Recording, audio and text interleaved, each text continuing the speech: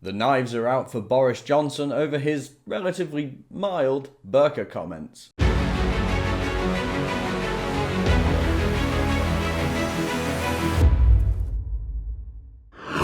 Boris Johnson is in trouble again, this time for saying that people who wear burqas either look like bank robbers or letterboxes. And of course people are clutching their pearls and getting all offended. The Prime Minister's been out condemning it and all this, and everyone's going crazy as if it's not something they haven't heard a million times before. Is that not something that pretty much everyone has said at some point in the UK? But, you know, he didn't even say, by the way, that we should ban the burqa. He didn't suggest banning it. He just said that people look a bit crazy wearing it. The Guardian reported on this story today, and they said, pressure on Boris Johnson over his controversial remarks about women in burqas is mounting across the Conservative Party a day after the former Foreign Secretary was rebuked by Theresa May. A Conservative peer said Johnson should have the whip withdrawn, while a cabinet member called on him to retract his words and use language more carefully, as the row started by the man seen as a possible party leader continued into a third day. The Prime Minister criticised Johnson over his claim that Muslim women in burqas resemble letterboxes and bank robbers, urging him to apologise after he defied an order to do so by Tory chiefs.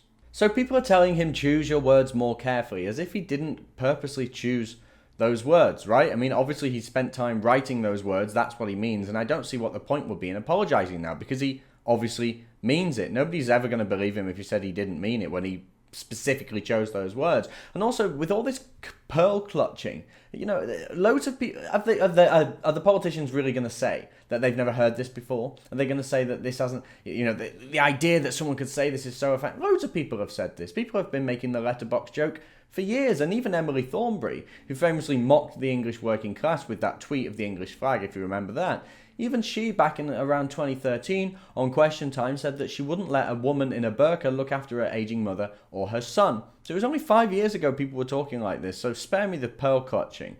But here's the thing, the real reason why the knives are out for Boris is because he's potentially a new Tory party leader.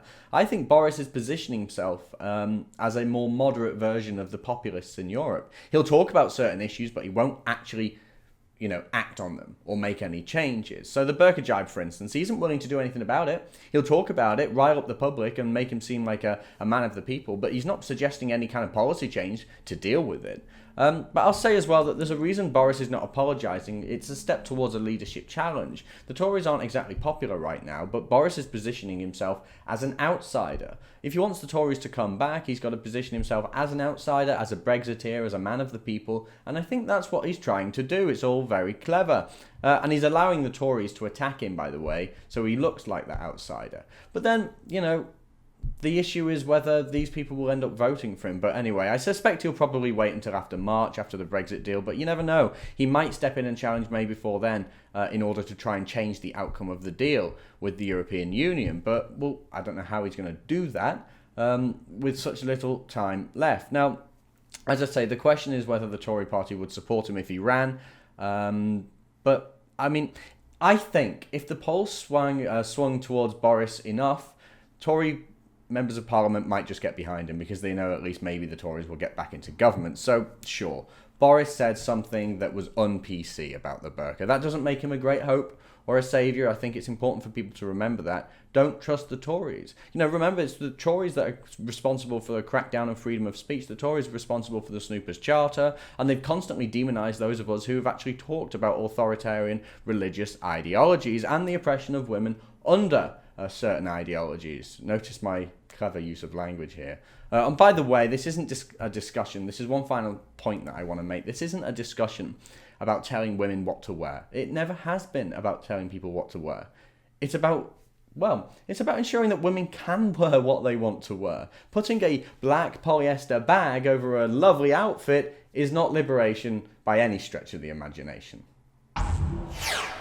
If you want to see more from me and the rest of the Rebel team, remember to download our app on the Apple App Store and the Google Play Store, and like and subscribe.